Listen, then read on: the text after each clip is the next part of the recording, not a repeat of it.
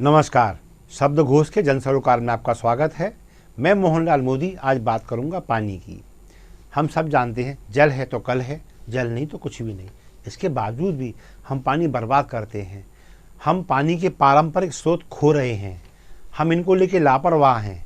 चाहे हम हो, शासन हो, प्रशासन हो, नेता हो, ये सब इसमें बराबर के भागीदार हैं। क्योंकि पानी को हम अपने सामने बर्बाद होते देखते हैं लेकिन आवाज़ नहीं उठाते। जो सक्षम है वो कार्रवाई नहीं करते। नतीजा ये है कि पानी अब खत्म होने की ओर अग्रसर है। नहीं संभले तो आगामी 25 सालों में हम पानी के लिए हो सकता है विश्व युद्ध देख लें, हो सकता है आपस में लड़ाई झगड़े ऐसे जिसमें आदमी आदमी को मार दे, वो देख लें। वो स्थिति आने वाली है। इसलिए मुझे लगा इस पे आज बात होनी चाहिए। शुरुआत करूँगा नदियों से। नदियाँ हमारे यहाँ पानी की, पेयजल की मुख्य स्रोत हैं। ये पारंपरिक जरिया है पानी का हमारे यहाँ। लेकिन जो रेत माफिया है, जिन्हें नेताओं का, सरकारों का, बाहुबलियों का संरक्षण प्राप्त है, ये मानव जाति के दुश्मन रेत माफिया अब नदियों को खोद रहे हैं। वैज्ञानिक कहते हैं, हमारे बड़े बूढ़ों ने भी बताया, रेत नदी को रिचार्ज करती है।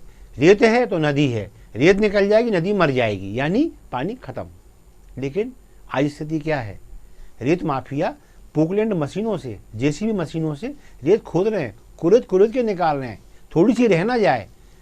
समझ गए ना आप? नदी को नष्ट होना ही है। नदी सूख ही जाएगी। पानी के लिए संभावना खत्म नदियों से। ठीक है, आगे चलते हैं। अतिक्रमण शहरों में हमने देखा है तो बात कितनी रह गई, शायद 40-50 साल की, जब होश हो रहा होगा। हमने कुएं देखे, बावड़ियाँ देखी शहरों में। अब नहीं है। क्यों? कुछ को पूर दिया, कुछ पाट दी गई। इन पे बिल्डिंगें बनी हैं, मंदिर बने हैं, शॉपिंग कॉम्प्लेक्स बने हैं, दुकानें बनी हैं। किसी ने कुछ नहीं कहा। ये पार्षद, कॉरपोरेट, ये ग्रामीण और शहरी क्षेत्र के निकायों के अध्यक्ष, महापौर, मेयर, धिक्कार है इनके जीवन पर। बस अपना वोटर नाराज ना हो और हम माल बनाते रहें। नतीजा पता नहीं है कुएं और बावड़ी होते क्या है। नई पीढ़ी तो अब शायद इनको किताबों में पढ़ेगी बस कि एक कुएं और बावड़ी नाम की चीज़ हुआ करती थी, उससे हम पानी पीते थे। बाकी ये अब शहरों में ख़त्म होने की ओर अग्रसर है, लगभग ख़त्म हो चुके हैं। फिर बात आती है पक्की सड़कें।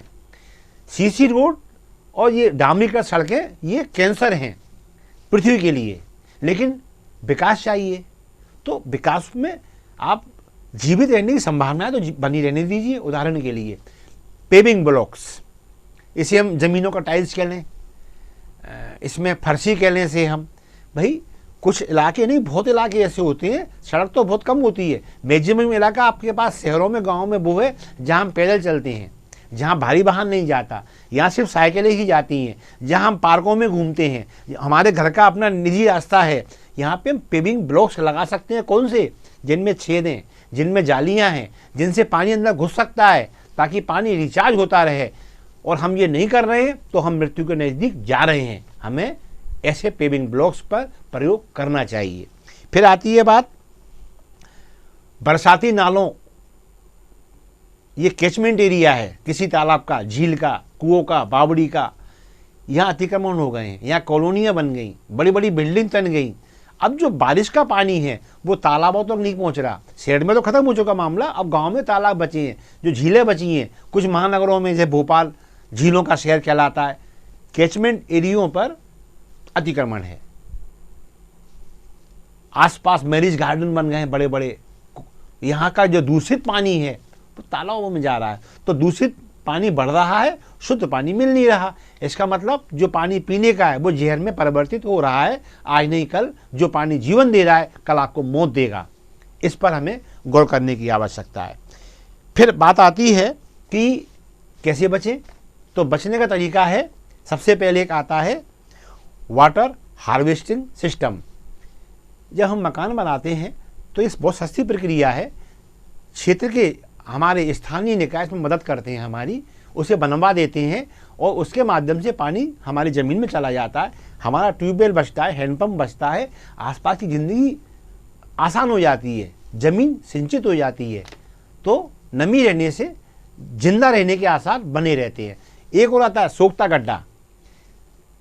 सार्वजनिक सब नल लगा है, कहीं हैंडपंप लगा है, ट्यूबवेल लगा है, पानी बह रहा है, बीमारियाँ फैला रहा है, गंदगी मच रही है, मच्छर भिन आ रहे हैं। अरे एक छोटा सा गड्ढा 2x2 का खोदा, थोड़ा गहरा जाएगा 4-5 फुट तक बस, और इसमें जो लेयर कोयले की या रेत की बनती है वह उसके माध्यम से बन गया, सारा पानी अंदर जाएगा, जमीन सिंचित होगी, उसकी प्यास बुझेगी, आपका ट्यूबवेल बचेगा, हैंडपंप बचेगा, यदि आसपास कुआं शेष रह गया है वो भी बचेगा। नहीं कर रहे हम लोग। इसके अलावा अब हम आते हैं, अतिक्रमण हो गया, अब बात चलती है कि मैं ये बात क्यों कह रहा हूँ।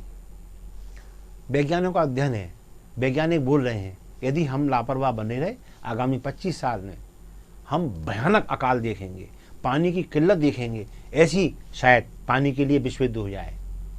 तो फिर इनसे बचें। उदाहरण के लिए पानी का मैनेजमेंट हम देख ही नहीं रहे हैं, हम सोचते नहीं हैं कि पानी कैसे बचाएं, संरक्षित कैसे हो, बर्बाद कम हो।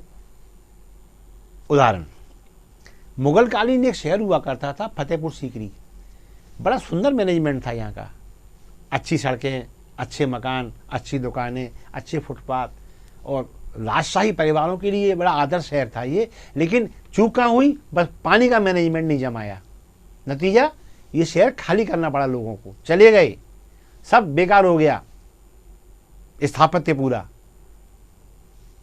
ठीक है, वर्तमान में अब थोड़ा बदल रहा है, नए संसाधन उपलब्ध हैं, वरना फतेहगढ़ सीकरी का बर्बाद होने का इतिहास लिखा हुआ है पानी की वजह से। फिर आते हैं हम वर्तमान में चेन्नई। चेन्नई अपन जानते हैं आईटी के क्षेत्र में उसकी तूती बोलती है, लेकिन पानी का क्या मैनेजमेंट फेल है। नतीजा वहाँ का आदमी अब समुद्र के खारे पानी पर निर्भर हो रहा है, अधिकांश काम समुद्र के खारी पानी से हो जाएं इसके प्रयास शुरू हो गए हैं, और ये खारा पानी पीने के लिए मीठा कैसे बना लें इसके लिए संघर्ष चल रहा है। ये चेन्नई की हालत है।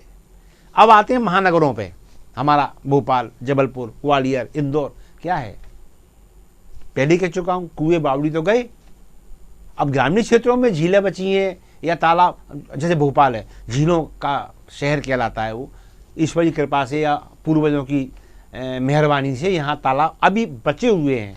लेकिन जैसा कि अभी मैंने फिर कहा था, कैचमेंट एरिया दबा लिए लोगों ने, प्रदूषित पानी फेंक रहे हैं उसके अंदर, जल बर्बाद हो रहा है, इस पर ध्यान नहीं है, जल संरक्षित नहीं हो रहा, इस पर ध्यान नहीं है, जल दूषित हो रहा है, इस पर ध्यान नहीं है। नहीं करोगे तो बर्बाद हो जाओगे। और इसमें मैं खासकर जो जिम्मेदार हैं इसके लिए बहुत क्लियर रूप से कह रहा हूँ, अधिकांश प्रतिशत भ्रष्ट पार्षद, भ्रष्ट कॉरपोरेट, भ्रष्ट नगर सेवक, भ्रष्ट नगरीय निकायों और ग्रामीण निकायों के अध्यक्ष, महापौर, मेयर, ये इतने भ्रष्ट हो गए हैं, इतने सीमित, इनका मैं सब नहीं कह रहा, लेकिन मैक्सिमम संख्या ऐसे लोगों की है, ये सिर्फ क्या देखते हैं, वोटर खुश रहे हमारा बस। अरे खुश होना अलग है, सुखी होना अलग है, लेकिन आपने बस वो नाराज ना हो जाए, कर लो अतिक्रमण, खा जाओ कुएं बावड़ी, आपको ईश्वर क्षमा नहीं करेगा। आप देखो ध्यान अपना, आपकी ड्यूटी है, इसलिए चुना गया है आपको कि जिंदगियां बचाओ। आप पता लगाओ आपके शहर में किसने कुआं खा लिया और कौन बावड़ी निकल गया, ईश्वर खुश होगा शायद आपसे।